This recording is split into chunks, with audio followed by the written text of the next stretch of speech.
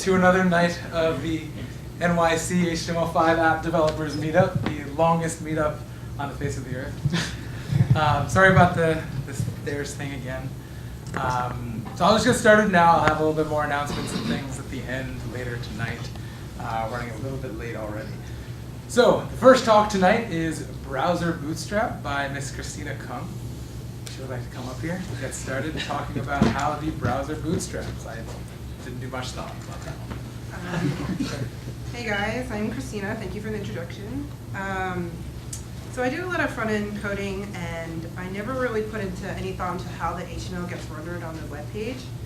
So I wanted to do this presentation so I can share this valuable knowledge.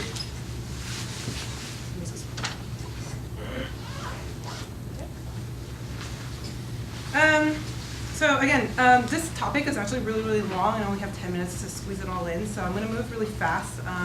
Just remember the slide number if you have questions, and you can always go back and we can answer the questions.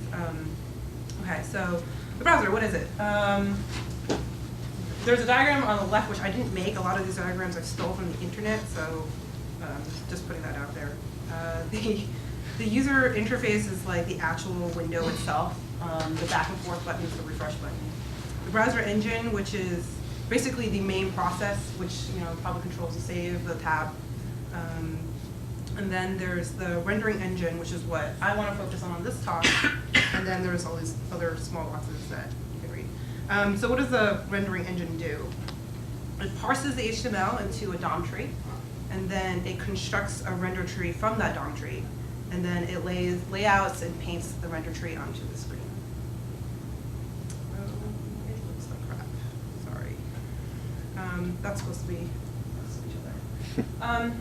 So like a really minimalistic example, that's the HTML and that's the DOM tree to its right. Basically, it's pretty straightforward exactly what the mappings are. So how do we construct this DOM tree? There is a lexer and a parser in Webkit. The two libraries is called Flex and Bison. So what a lexer does, it knows how to tokenize the HTML and make them into tokens. And then the parser takes these tokens and knows how to add it to the DOM tree accordingly. One thing to note about this parsing process is it's very error tolerant. You'll never see an invalid syntax on your screen. But it doesn't mean you should write crappy HTML. In fact, you should, because it's really error tolerant, you should strive to write good HTML with closing tags, because you don't know how Webkit is going to interpret your HTML. For example, if you have orphan body tags or list elements or rows, it's gonna try to do its best to kind of close the tags, and you don't know where it's gonna close the tags. Another example of this is if you put two form tags nested into each other, it's just gonna completely ignore the inner form, which might not be what you want. Maybe you want a two-sibling form. Another thing I found really interesting was if you nest your tags, the same tag, like a redundant tag, like you put 20 p tags in a row, it's going to start ignoring it at a certain point. So just keep that in mind. The parsing is a separate process from the main engine, which is good because it's not going to stop your UI. You can still click around on the screen. But it is synchronous, so that means that once it hits a script tag or a link tag, it's going to stop to download that resource and parse it. So here's an example. So when you hit this script tag, it's going to stop parsing, all HTML parsing, it's going to download it, it's going to read in the JavaScript and parse it. To avoid that, you could use an async property, new to HTML5. And what this does is spawn off a different thread, and it's going to just download and parse it on a different thread, so the HTML parsing could continue. This is also promising that you're not going to inject any HTML into the DOM with a document write or document create. So for CSS is not going to stop parsing of the HTML, but what it will do is it will stop parsing of JavaScript, because JavaScript might want to access style properties of an element. Okay, so now we have a DOM tree. We've parsed the styles, and we've got some JavaScript that reads and writes from the DOM and the styles. We have to create a render tree through the attach method. If you guys remember before, this left this left tree was a DOM tree, and this is its equivalent render tree.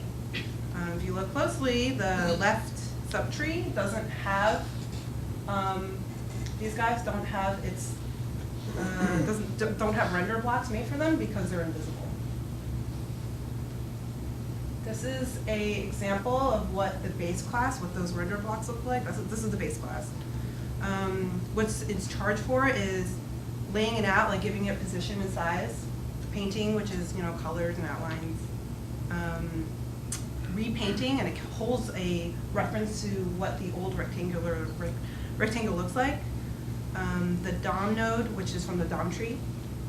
Render style, which also gets, so there's a render style tree that gets created, which I'm not going to go over, and a render layer tree, which is created. And every render object has a reference to these styles and layers.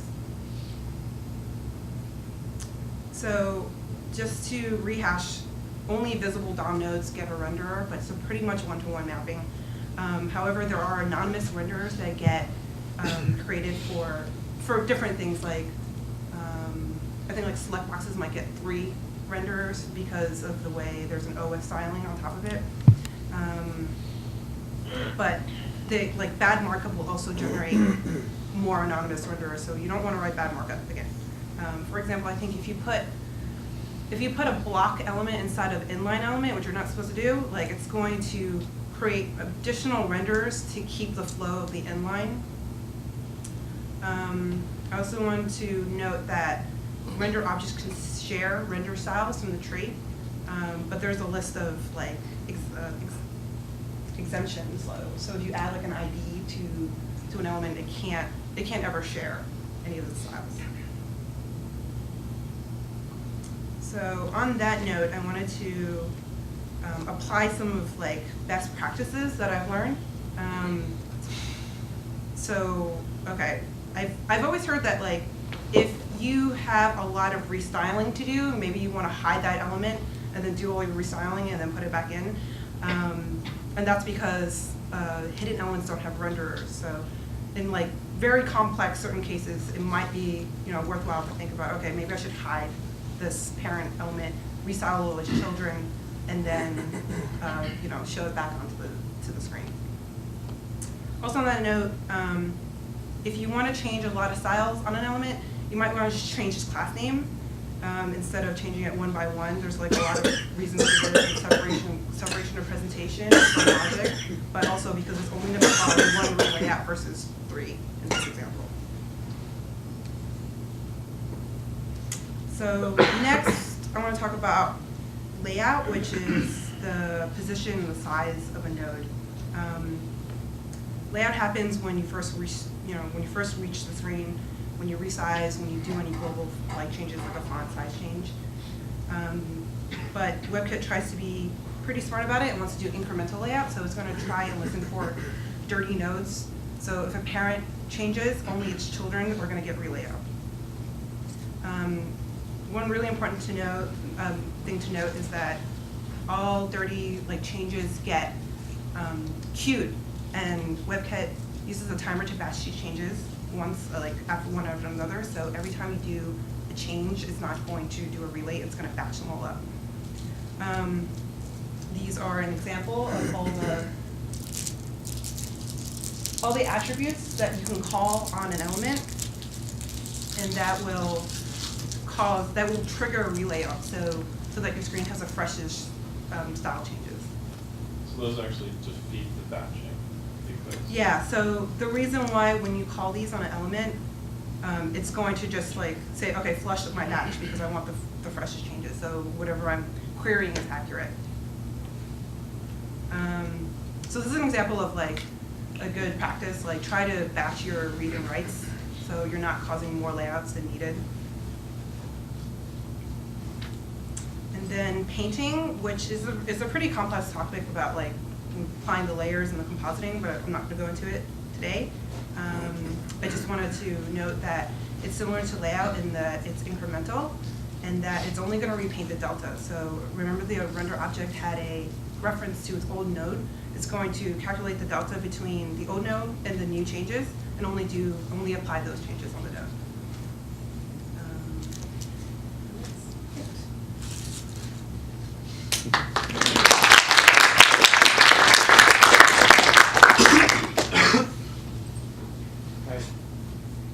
Webkit have anything like a profiler that says that you can query and find out if you've been spending this much time in certain kinds of rendering actions? Well, Chrome has its inspector that you Okay. can see. It's a waterfall chart of when it paints and when things are triggered again.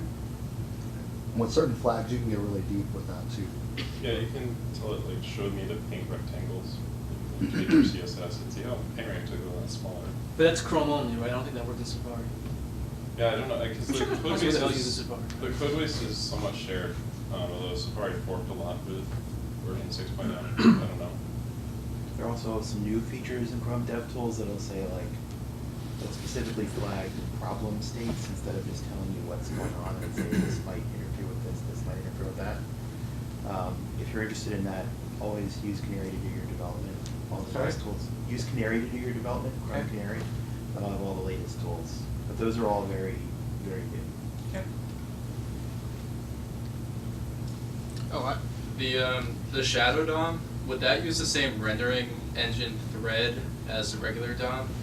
Or is that You like mean its for own like box shadow? No, like the Shadow DOM. So you have your DOM tree, but then you Uh-huh. have like nested DOMs. Not exactly a DOM, but like nested nodes inside of that, which aren't visible in the DOM. Like the date picker. So I haven't So seen the that. answer is yes. Chrome only has one single threaded renderer. It has no. It doesn't do. I think. That's what I remember reading. But you seem to dig into it more. It's single threaded, but what's the question? So exactly? I just know like if you do a Shadow DOM, Uh-huh. you could have CSS that's scoped and that sort of thing. So I'm wondering if it has its own thread for rendering inside that node. Oh, and no, it's it children. doesn't, no, there's, again, it is single Yeah. threaded. So, it but would I be think same what you're thread. really may have been asking, or at least an interesting related fact, is what are the layout boundaries? Because there are certain ways to isolate elements so that if you change things inside them, it doesn't ever have to recalculate layout for the rest of the page. Right. The only way I know that's 100% reliable is an iframe. Otherwise, like you could always stretch it, and some child could stretch it or something. It's an overflow with some sort of characteristics to the same. Position absolute. Position absolute definitely not, Absolute right? Because you could change the size or like But it one of won't your cause a children. reflow around it. Yeah, I mean, there's ways to like isolate the layout tree. So if you search for those keywords, you'll find exactly what I'm trying to say. But that's the interesting part. But it's not related to threads as much. It's still all in one thread.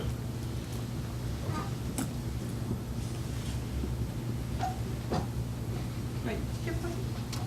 Yeah, no, I mean, I was wondering, now that Google is, like, they've forked WebKit and now it's largely the same, but, I mean, going forward, they'll probably, okay, never mind, forget it. It's fine. They'll probably use the same rendering technique, so it doesn't matter. Great, thank you so much.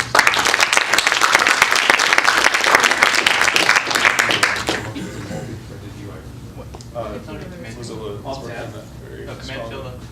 Or we have That is servo, is next generation.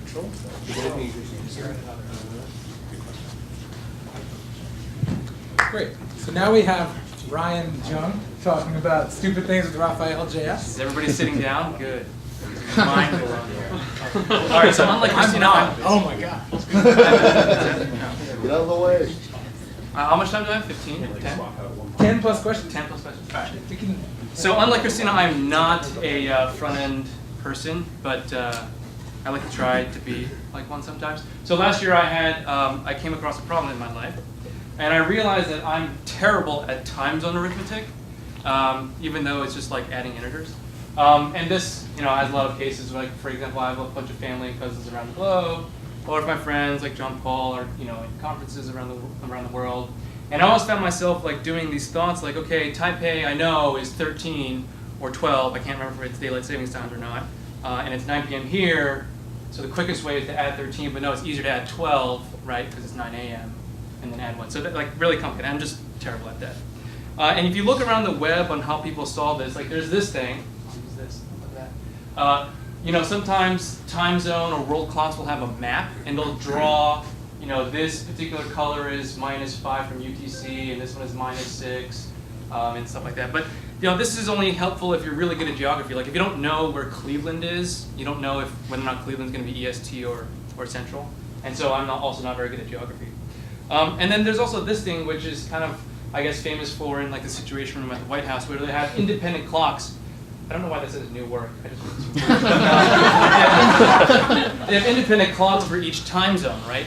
And so this is cool, but it also doesn't tell you like if it's ahead or if it's behind or if it's the next day or if it's yesterday or whatever, right? And so I had an epiphany one day. Like, why not just plot this like on a timeline, right? So like if you remember back in your first grade or primary school, and there's a number line and you're learning about integers or whatever, and you plot like a 1 or a 2 or a 3. And so my idea was, okay, let's just plot this on an infinite calendar, essentially, which is another project I have for you. And then just plot the cities like where they are, right? And then you have like some sort of spatial recognition that say Chicago is like behind New York City versus Taipei, which is like forward in the future, right? So it's kind of spatial along an infinite line, like a calendar, but all stacked up together. All right, so that was like my idea and my prototype. So how did I do this? So okay, let's write an application using HTML5. All right, so the first two problems, like one, I need time zone information, which was like a fun research thing in itself. And then the second thing is like, how the hell do I make a draggable timeline in HTML5? All right, so let's do them one at a time. So time zone information actually gets stored in this thing called the TZ database. Anybody know about the TZ database? All right, excellent. So the TZ database is essentially a bunch of text files that gets compiled down to a binary database using ZIC, which is called Zone Info Compiler. And it's pretty much used anywhere, this binary database. So libc uses it, and everything uses libc, so everything uses this thing. It's located somewhere around user shared zone info. This guy is valid for, I think, Linux. On OS X, I think it's like under one of those /library Etsy shadow things or whatever. And this file, this binary database, is essentially what gives us things that we're familiar with, like America, New York, or Asia, Tokyo. The format of the text files is very, very well maintained, and it actually has all the historical records of when time has changed for a particular location. So for example, in New York, they had a time change since like the turn of the century, and they have like, okay, +2, -2. And the rules around that have changed, like, not drastically in the past 50 years or so, but before everything was standardized, there was a bunch of different rules. So you can actually like replay this back. And in fact, that's how like local time works too. If you were in libc and you said like, what's the local time for like, January 1, 1954 or something, like you would use the TZ database to calculate using offsets to know what time it is. And then, okay, so I have this TZ database thing, and then it gives me America, New York, but it won't give me like America, Boston, right? It won't give me America, Cleveland or anything, because the way that file is structured is pretty much only the most populous city in that particular time zone. And it's organized by continent and then city. All right, so then I Googled around and I found this thing called geonames.org, which is like this pretty much a giant database of mapping most populated cities to their time zone identifier. And so there's a bunch of Creative Commons licensed files, so it's all free to use and all that good stuff. And these files are actually really, really helpful. You get not only the name, but you also get the local name, and also if it's like an Asian city, you'll get like the Chinese characters or Japanese characters. So everything's in UTF-8. It'll give you the current population as of, I think, 2008, and it'll also give you the Latin long for that city as well. So that's actually a really useful thing if you're ever dealing with time zones. And then so I ended up using all of this, and then just exposing this as an API with Sinatra. And there's a couple endpoints which I can show in a bit. All right, so how do I make a draggable timeline? All right, so after looking around, I wanted to learn Raphael.js, which is like an SVG library. And it seemed like an easy way to just, draw stuff on the DOM. And then there's also some nice hooks for attaching to mouse events, like dragging and mouse in, hover out, touch, and stuff like that. And then I talked to my pal John Paul, and he's like, oh, you should be using Browserify. I was like, all right, cool, I'll use Browserify. And then, so the way that's wired up, I use this thing called XMS PubSub, which is just like a very, very small pub sub framework, although on the client side. And this is kind of like worthless. You can illustrate it, but anyway, so it's a bunch of JavaScript files. If you look at it on GitHub, it's really disgusting. It's insane. But there's one main app.js file, and that's pretty much on load. And this essentially initializes the SVG element on the DOM, and it draws a bunch of stuff, and it does a bunch of like calculations for like, oh, do you have any cities stored in your cookie? If you do, then plot the thing on the timeline. Set up the boxes and all this other stuff. The zone slider is the actual like infinite timeline, and the way I do it is that there's actually an invisible box over the boxes, which you'll see in a second. Invisible box that I use to do the dragging. And then this guy also has a bunch of logic to say like, okay, if I'm dragging off the screen, I know I need to like render more calendar days. Zone marker is essentially like the city box, and city time is just for keeping some housekeeping state for the actual like city, the name of the city, and the time that passed. And then there's a bunch of events that glue this all together, right? There's like a tick event that gets published every second, so that this is like a live clock. And then there's a bunch of dragging and hovering events that I tap into to re-render the time. It'll make sense when I show you the demo. And then hovering in, hover out, so you can show like relative calculations. And then a useful event that I haven't done much with, which is essentially moving the timeline to an explicit point any time in the future or past. And then I'll just cause all the cities to recalculate their current time. All right, so let's just show it.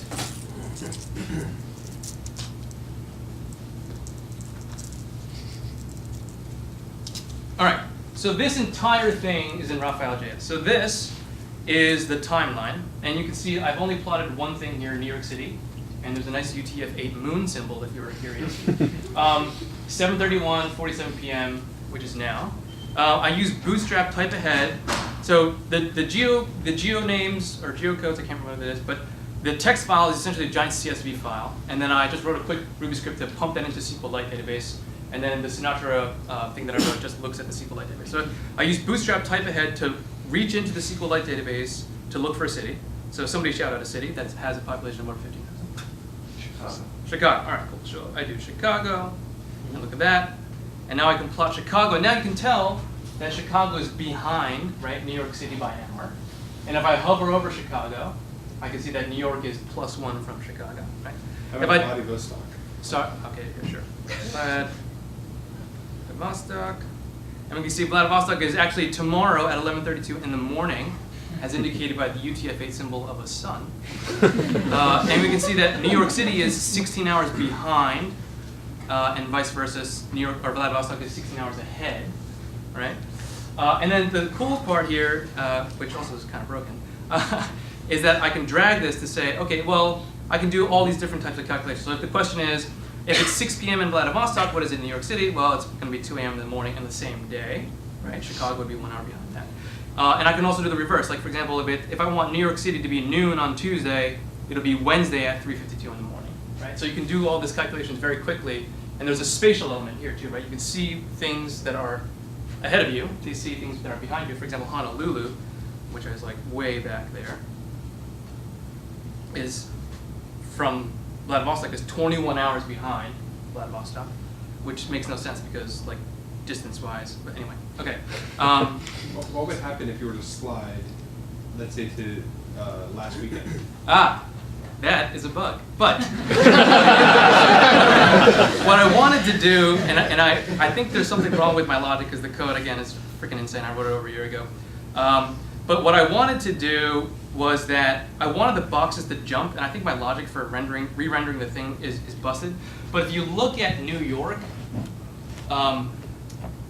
it was November 3rd, right? Yeah. So you can see like New York is right on the edge here, and that should be 0-100 hours, but right now it's 1. So like my logic to do the time is correct, but my re-rendering logic to boot the box 1 hour forward is messed up. So we'll ignore that for now. There's also a giant memory leak because with Raphael, as I slide this, right, as you slide this, Raphael has a like essentially a drag event, and to say like you can say how much distance has this element been dragged, right? And then using the number of pixels, I can convert that to time in my domain, and then I can recalculate all that stuff. But there's a memory leak because as I'm dragging this, like for example, Friday, November 1st, like I do like edge detections on the edge of the window to know when I need to make more day boxes or not. And so like the problem is that if you like keep scrolling to the left or right, I pretty much just keep appending days, so you would have like 1 million days if you wanted to keep scrolling, which is a problem, which I should be fixed. But something interesting about this. Yes. Okay. So something interesting here that was fun for me, at least, is like to write the collision detection for when, like obviously Chicago and New York City, if I render them together, they would just be over each other, and you wouldn't be able to read it. So what I ended up doing is, in Raphael, there's a convenience method to say if two shapes on your SVG are colliding, And so what I do is I pretty much just naively say like, okay, try to render at this position. Is it hitting anything? Okay, just jump down to the next line. Is it hitting anything? Okay, just jump down to the next line. So if I added something like San Francisco, right? It just said like it tried to render here, but then it knew it was colliding with New York City. It tried to render here, it was colliding with Chicago, so on and so forth. And finally, it just got rendered down on the bottom. Does it have a high-level concept of a line, or is that just a pixel? What's that? Does it have a high-level concept of a line, or is that just a pixel distance? It's just a pixel distance for now, which is stupid because I'm using Raphael JS, but I'll get to that in a second. So that's that. Any questions about this? Yeah, if you keep adding cities right there where it says like that are on, like will it eventually go off screen or will you? Yeah, it'll. scroll? So like I have a set height for the entire paper, and so it would just render below it, and you wouldn't be able to see it. Okay. Yeah. So it doesn't do anything fancy. Would you mind sharing the URL again? What's that? Would you mind sharing the URL? Oh yeah, I'll share it at the end. Let's see. If you remove New York City, do they all slide up? If I remove, no, it doesn't do that. But That's a feature. Yeah, right. You can put it in as a GitHub issue, and I'll get all right on it. Yeah, exactly. You can get tippy, that'd be GitHub. Okay. And then every time you render a city, I just write it to a cookie. So the next time you come back to the site, it'll just render the cities again. Reset to now is like essentially just broadcasting, say, hey, just make the timeline now, and just resets the entire thing to be now. And then there's like, for debug purposes, I wrote this thing to just switch between like military time and AM PM just for my own sake. So that's that. We went over this. Okay, so improvements. So UI improvements, a ton. I don't really have much design foo here. And obviously I'm using Raphael JS, which means it's vector graphics, but I don't really take advantage of any of the vector graphics built into Raphael. I could have written that just in pure, like absolutely positioned DOM elements, but I didn't. And also I haven't looked too much in D3, but as I understand, D3 is for time data, so it might be a good fit for this problem, but I haven't really thought about it. I want to do something with deep links so you can actually like share the URL. So like if you do hash New York City or Hong Kong, I'd like to just put those on, just render those on the timeline. And then I want to have like even deeper links where it's like you can just not only render cities here, but you can also put it on a specific day. Raphael also has touch events you could subscribe to, but I didn't do that, so this doesn't really work on an iPad, I don't think. And then maybe some more persistence than just cookies, also like an idea that I had. And then there's like a sixth one, which is like slap a shitload of ads on it, but I haven't done that either. Skip that one. Yeah, right, sorry. And then, so that's it. Any questions so far? Yes. So. Oh, let me show you the API. Sorry, go ahead. Yeah, can you talk a little bit about Raphael? In terms of like how it works. So I've used it a fair bit Okay. for SVG and DOM rendering. I guess I'm kind of curious to know how Raphael, how do you So I could just work with Raphael? This is going to be, I told you the code is insane, so forgive me.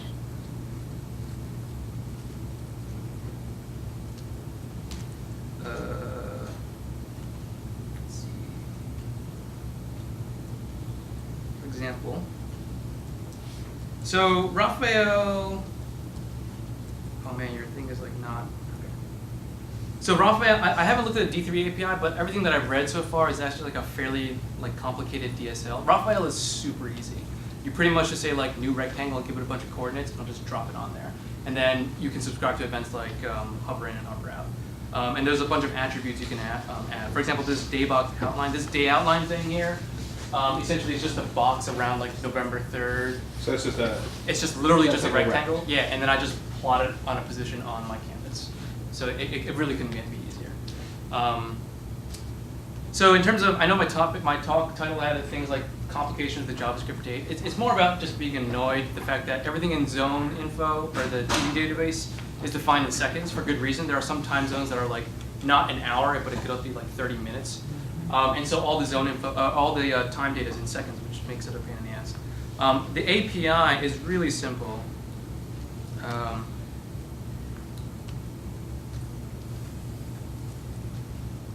So there's a certain, like, so UTC essentially just says nothing apparently.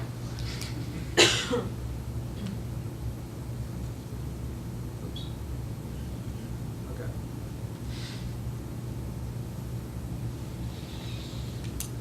just close my thing here. So this one just gives me like the server, the current server. Like my shared hosting has time in UTC, so I just like report the time of the server. And then there's like one main other endpoint, which is just search, right? And it's like, okay, if I just search for new, oh, you don't have the, well, I don't have the nice JSON format thing, but you can see like it's just a bunch of an array of results, and then like it says like the city name is New York City, and this offset is offset from UTC, so Zulu time 0-100 hours. It's offset in seconds when it's not in daylight savings mode. The next offset is when it is in daylight savings mode. This tells me whether or not it is currently in daylight savings mode. The country stuff is just for type ahead niceness. And then the next time change essentially says, when should I flip, you know, depending on whether or not NDST is true or false, but when should I flip the bit for NDST? So I know that this time should now be NDST or not be NDST. I guess I should make it a little easier to read if I did do this. Okay. So that, maybe not, you're shaking your head. Any other questions about this? Yes? Would you kind of put up the acting, please? Sorry? Oh, yeah, sure. I'd love to. Okay. I should think it'd be very nice to, at any given point in the state, the app refers to a certain UTC time, correct? Prefers. Implicitly, there's a UTC. Whenever you drag Yes. the scroller, or right now, even before you drag, there's a UTC time.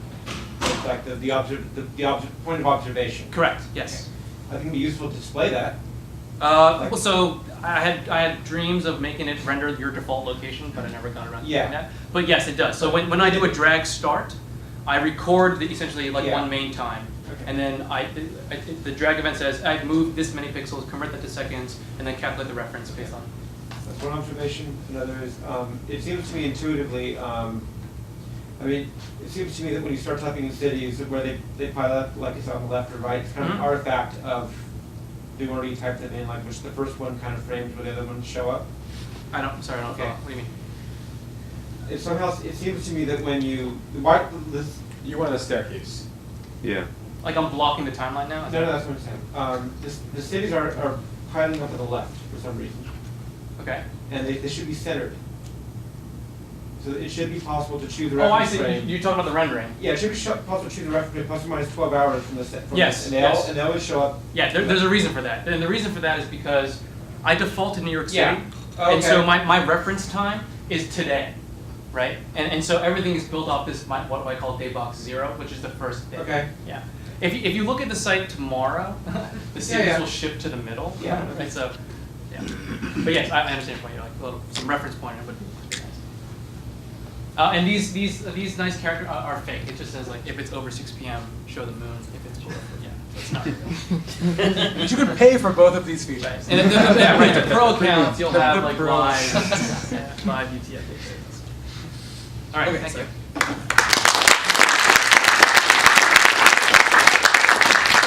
Thank you so much, Ryan. So Ryan was gratefully, because another speaker had to not be able to make it soon, Ryan was very gratefully able to take that spot. So thank you so much. And yes. Cool. Yeah, take your time. Okay, so first of all, while Joe's getting set up, we're about to talk about modules, and I'm going to be very excited because I think today I'm actually going to share my opinion and not be quiet like Dane given Oh boy. So yeah, I know. First of all, who's coming to the bar? Me. You all coming to the bar? Just lie to me. Raise your hand. No? I want to see you at the bar. It'll be a lot of fun. We'll be having a lot of good conversation about, I'm assuming, a little bit more than Browserify and AMD discussions. But I really want to see you all there, and I hope to see you there. So quick, yeah. Where is the bar? Across the street, like 5 feet from the door. It's called DXL. You will see it around. It's on the north side of the building, right? It is on the north side of the building, yes.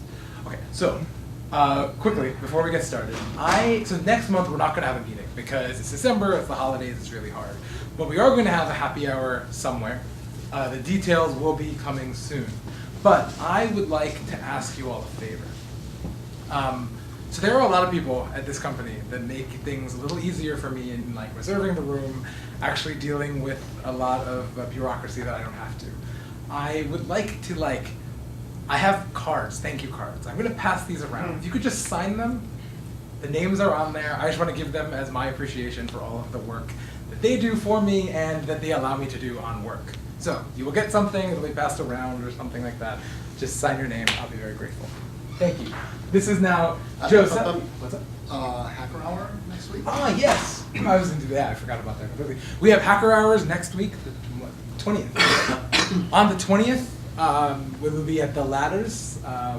The RSVPs are open right now. You should RSVP right now, because you should come and hack on cool things. Right now, we're going to hear Giuseppe talk about front-end dependency management, and we're very excited. Don't get too excited. All right, so yeah, front-end dependency management. This is kind of a big topic, so I'm not gonna cover all of it, but we'll stay focused. It also has an array of skill levels in there, so I'm gonna try to stay sort of in the middle. But yeah, feel free to chime in at any point. That's me. I work at Novus. We do fun stuff. So why do we need this stuff? Our applications are getting more complicated, and we need to break things up into smaller, more reusable, decoupled modules. And with that, we need some tools to kind of help us manage that. There is a lot of history here that is pretty interesting, so I suggest take a moment and Google some of these things, because it's kind of interesting. And it gives you a little bit of background on where things were and how they got here. So yeah, it's kind of a broad topic, but we're going to talk about the patterns, the module patterns themselves, which is, and this is kind of a heated debate thing. So I'm gonna try to not do the like grudge match thing and keep it hug it out style. But AMD versus CommonJS for the patterns. Module loaders is typically require.js versus browserify, although there are other options out there as well. And the repos being Bower and NPM. We'll get into code right away. So I did a couple of examples here to just kind of get people started.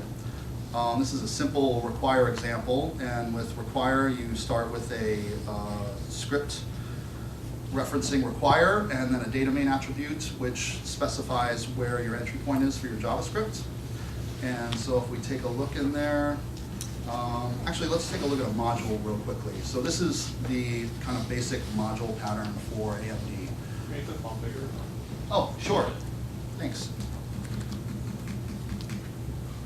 Better? Better. Okay. So you have a define block here, and you have your array of dependencies. And this is kind of relative to the entry point. So if you had things that were more nested, it may be like util/robot or what have you. And with AMD, the A in there is asynchronous. So what we have is after we load our dependencies, we have this function that is called. And so that's that there. We pass our dependency to the function, and then we can do what we want with it. And so we have beep, we have bop. They both use robot. Robot basically just has this return. And then in main, we call both of them. So magically, we get beep and bop in our console.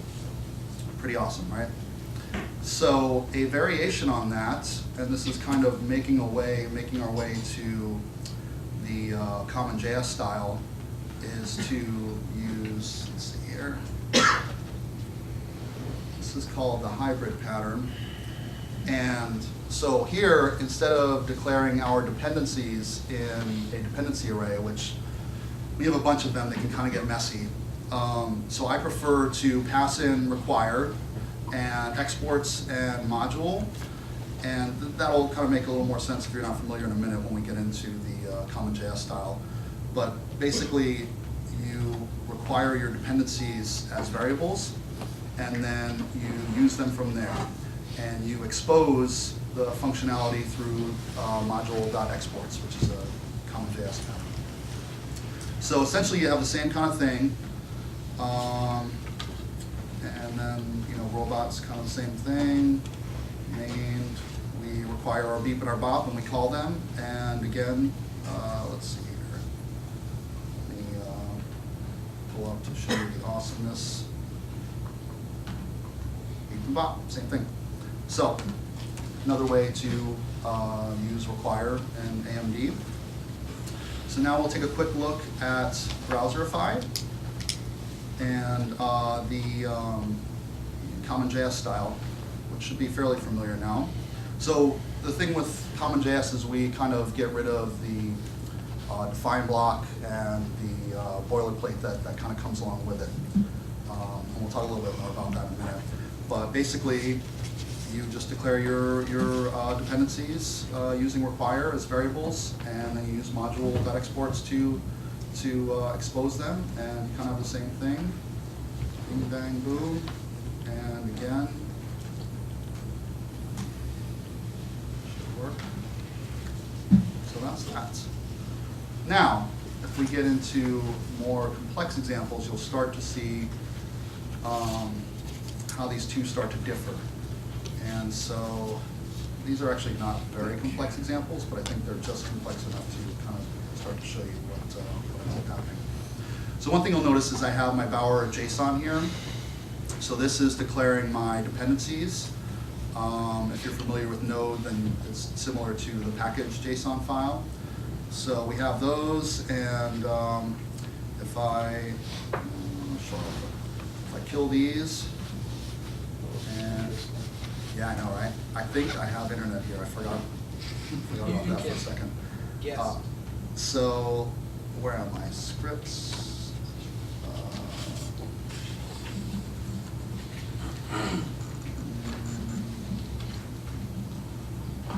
Sorry.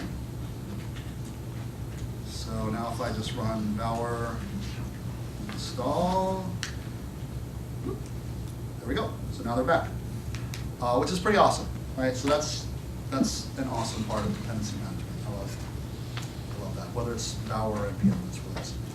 So then we start to get into, maybe the thing has gone a little bit. So now we're starting to config require. So some of the stuff is for convenience sake. So for example, when we are declaring our dependencies in our dependency array, rather than saying, I don't know if it's // Bower components / jQuery /jQuery, we can just, we have this kind of alias here.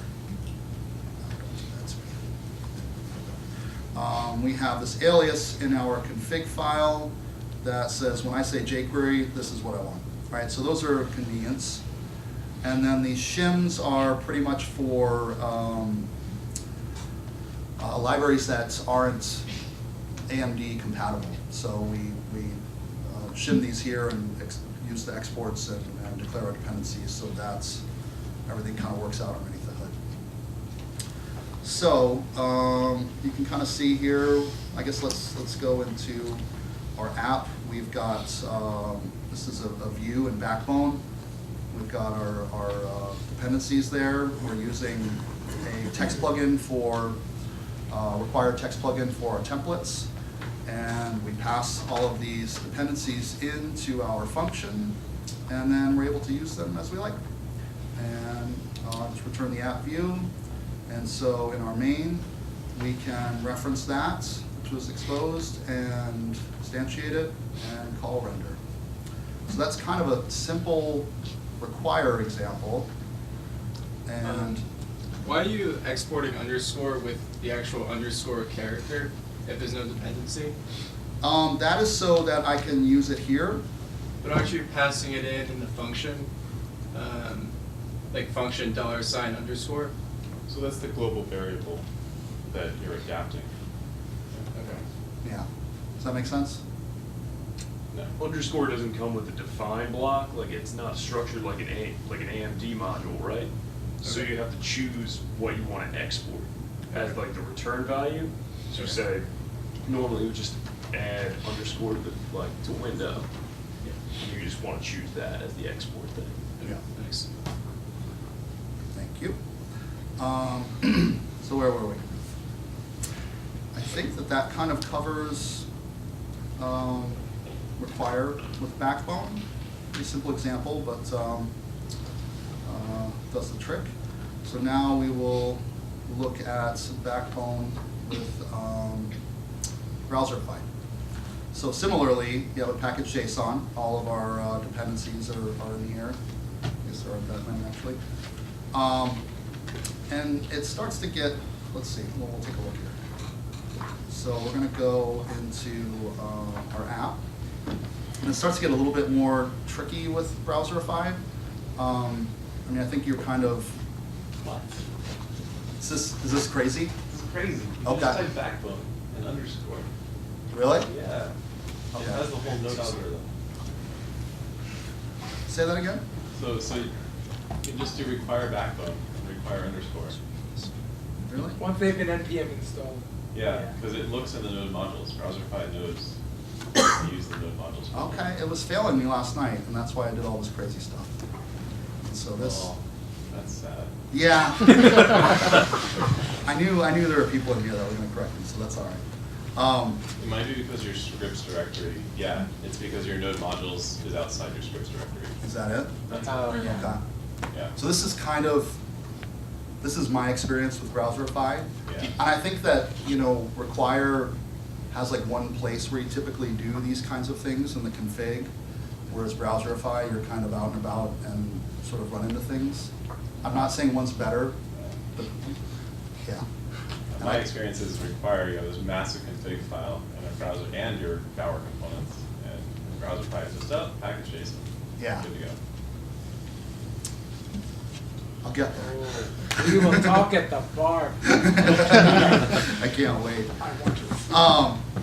So anyway, yeah, this is probably a little goofy, and you'll see here. I didn't look at this. I'm just faking a template here. I'm like, what? It's like 1 o'clock in the morning, and I give up. But that's my fault. That's not. So the difference, though, is that with Browserify, for those who don't know, is you have to get in here and do. Let's see, where am I?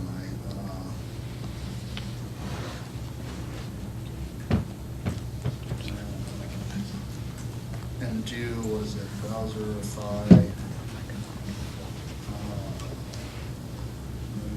JS,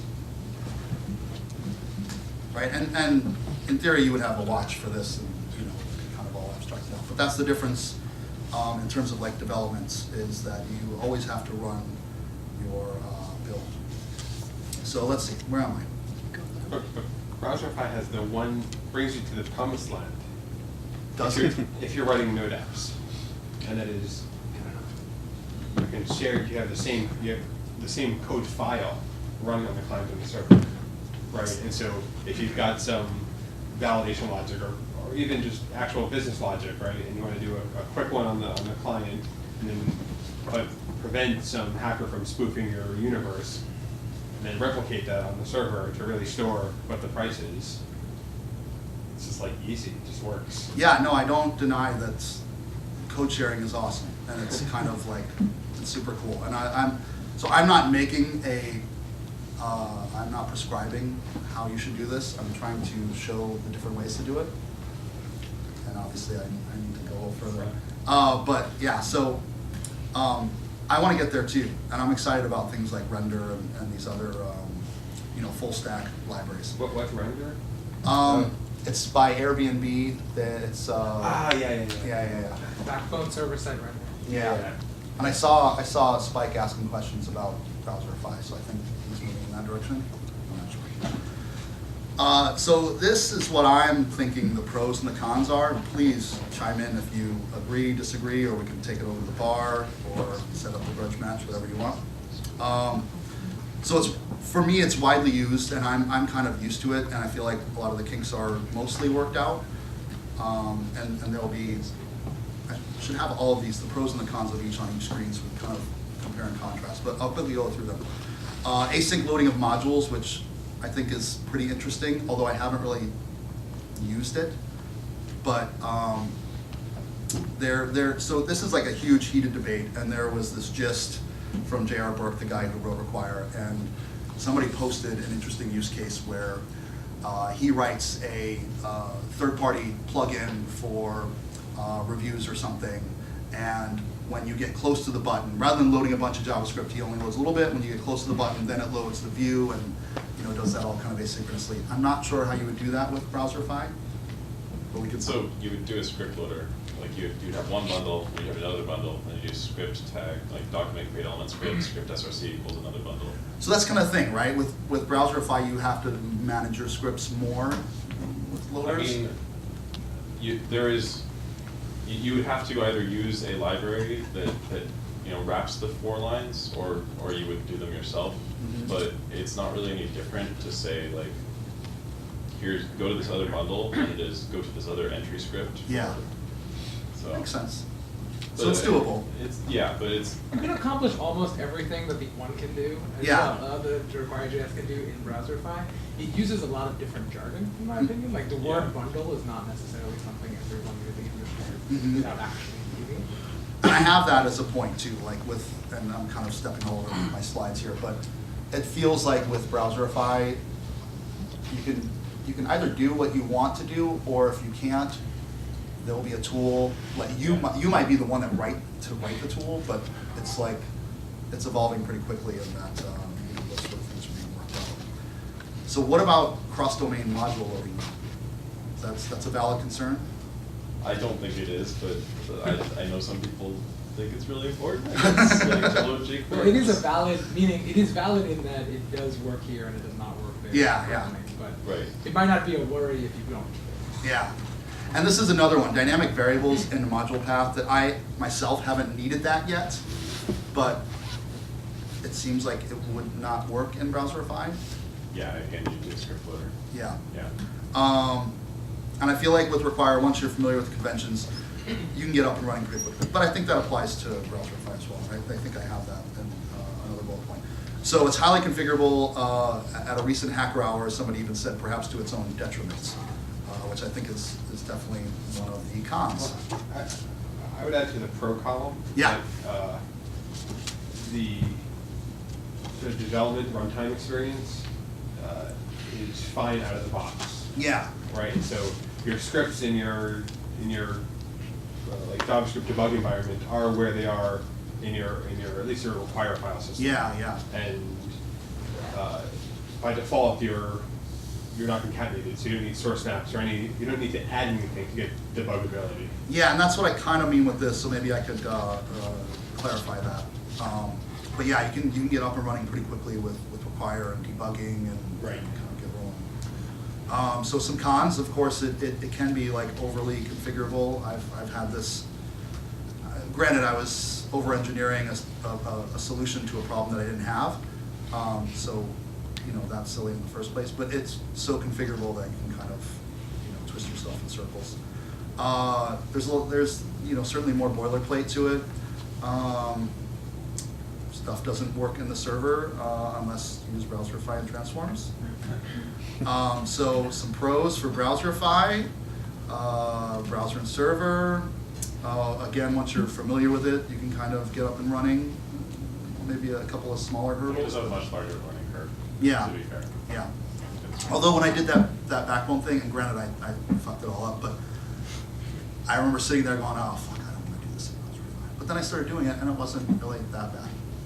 So less boilerplate, of course, and this is kind of interesting too. I'm a fan of doing your development in the same way that you're going through staging and QA and prod. So typically and even in require, I'll set it up to do a build so that I'm kind of replicating it using source maps and stuff like that. So I think that's a pro for sure. And of course, NPM is wildly successful and full of all sorts of goodness. And while it may be a smaller user base, they're very active, and that's what I'm saying. Like, if you run into a problem, it may be that you end up writing a fix for it. So cons, let's see. Yeah, seems like anything's either solvable by a tool or somebody's going to write it, right? I feel like I don't want to say it's immature, but it's definitely growing fast. But it does still need to have the tires kick a little bit more. The build part, you can solve that with a watch. So one way I like of phrasing it is that require has the build built in, like it does it in the browser, Mhm. and Browserify's build happens on the command line. Yeah. So, Yeah, and that's interesting too. So I wanted to show this, and I'll just jump over real quickly because I think it's kind of informative. So if we look at, and this is actually I think a con for Browserify that I was just about to get to. But if you type in require, you can. Is that what I wanted? I No. probably want to require something. Yes, or do what I want. I think is. Does this work?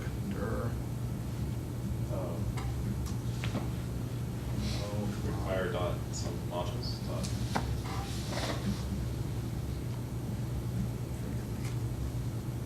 If you want to require /boot. I wanted require. Why isn't this? Oh, why isn't this not working? Where you can go into the tree and see. Oh, maybe it's because I'm not doing a build.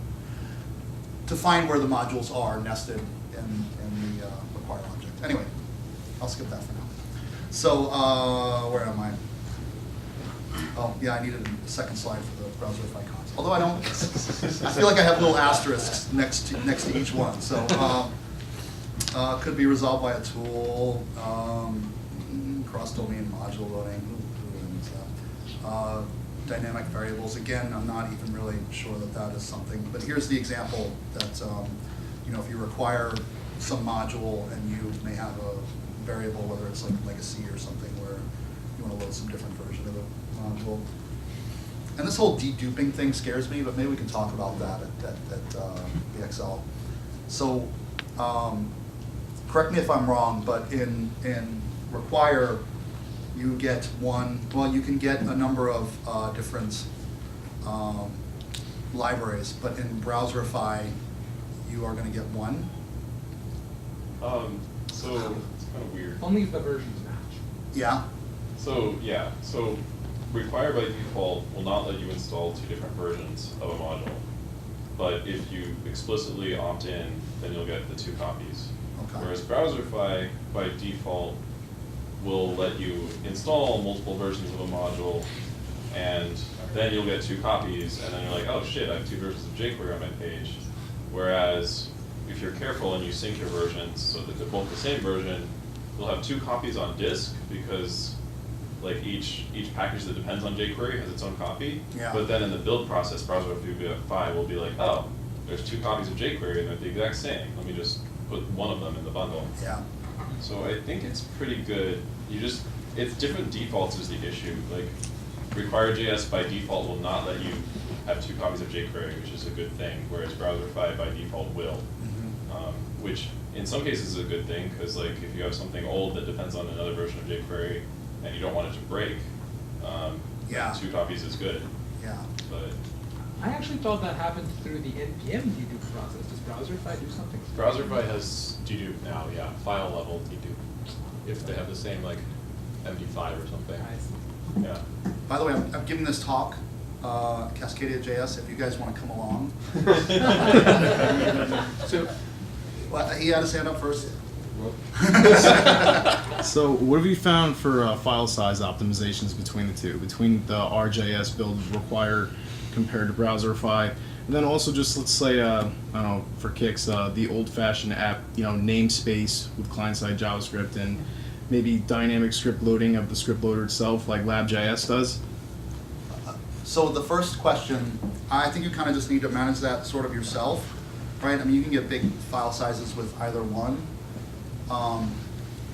It seems like maybe if you have multiple dependencies that are getting loaded, then that's going to be bloat.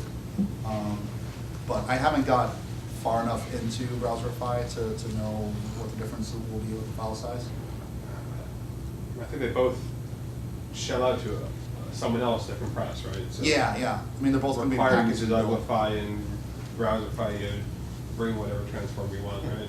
Yeah, the only thing Oh, I that'd can be think fine. of that would add to it is dealing with the dependencies, right? Right, they both have like the minimal require implementation, like Almond is AMD's. Yeah. And Oris requires, and Browserify has its own.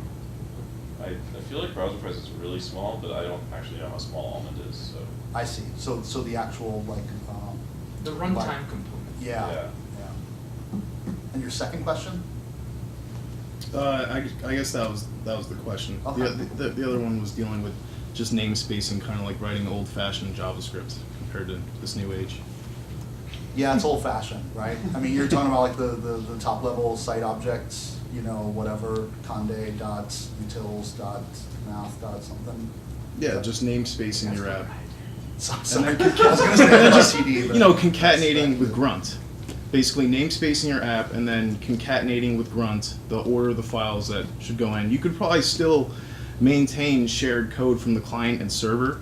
You just have to kind of like write it a specific way when it's actually in the concatenating process. You'd have to say what order. Yeah, that sounds like you want to would be. build like another module loader. In terms of like a pure file size, pedantically, that probably is smaller and that it doesn't actually like add anything. Yeah. But that removes. I don't know, man, those namespace names get pretty long. Yeah, and that's Well, yeah, but some they all cost, get right? they all get uglified down to A and B. Only if you're using like Google Closure Compiler Advanced mode. Like Uglify. Well, who doesn't use advanced mode, dude? What are you, cowboy coding or something? But there's a lookup cost for that too, right? I mean, if you're this dot that dot whatever dot whatever, I've seen it get really, really ugly. And yeah, I think there's a cost there too. Did you have a question? Well, I just wanted to chime in on, even though I like Browserify, and I think I've been converted to the dark side, that the compile time cost can be non-trivial in a large app, right? Where, I agree. like with Browserify, you're running by default in the optimized production mode. So your browser always has to download the big, giant JavaScript library that you're not using in the particular part of the app that you're testing. And I don't believe there's a notion of an incremental build. So you change one file, and you still have to wait the 10 seconds to browserify the universe. And so, even though I hate require and it's boilerplate, So there are actually two options. Yeah. is there a correct? There are. It's Yeah. called Watchify. Yeah. It's pretty cool. Watchify. So Watchify is Browserify. It's like the exact same thing as Browserify, except which you by can the way- require Watchify instead of Browserify. It adds a single thing that says, "I will update incrementally," and only the files you change. Will Okay, clearly, it's been like 6 months since I've done the Browserify, so I guess. It is another layer in your app's complicated stuff, and That's all right. it might have separate bugs from Browserify every once in a while. Yeah. I get nervous that. Oh, yeah, everything's fine. Yeah. Seriously, that drives me crazy. We So talk about in- aesthetics too. What's that? We talk about aesthetics too.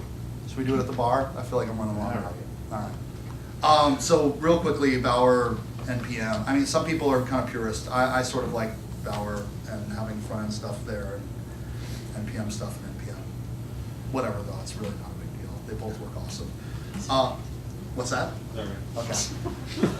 So, of course, you may know UMD is kind of in the works. We'll see how awesome it is. I'm hoping that it's really awesome and kind of solves all this. And you can even start using it now with Google's Tracer. And it may solve world hunger. It may just stop with this crazy battle too. So I don't know. I don't want to prescribe anything. I'm a fan of Require, but I'm probably going to dabble with Browserify. I'm a little nervous about building a large-scale app with it, but I'm going to try to get there and make a decision from there. Of course, let's talk more at the bar, and that's it.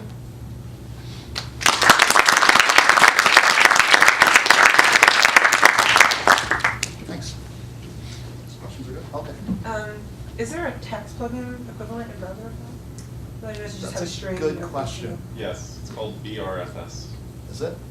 So it uses the same API as the Node file system, FS. So you do read file sync, and then you're like, here's my string. It's kind of silly. You can also do, like I've written ones for different templates. So you have if you have Jade templates and you want to just do require x.jade and it's a precompiled Jade template, like that's nice. There's ones for handlebars, there's ones for EJS. Cool. I prefer that, but Substack's like, oh, BRFS, just like use the fs.read file. So I'm using this Require handlebars plugin, and it has like I-18N support and seems pretty fancy. And like, that's the kind of stuff that I'm nervous about with Browserify, like, well, you know, I'm not sure. Yeah, I'm almost certain that nobody is paying attention to I-18N in Browserify, but everything programmer level, I'm sure they're taking care of you. Yeah, But if you not, could next make- week, you know, yeah, so. Anything else? All right, drinks? Sure, so actually, well, Oh, I'd like to welcome JP back. well, to the thank you stage. so much.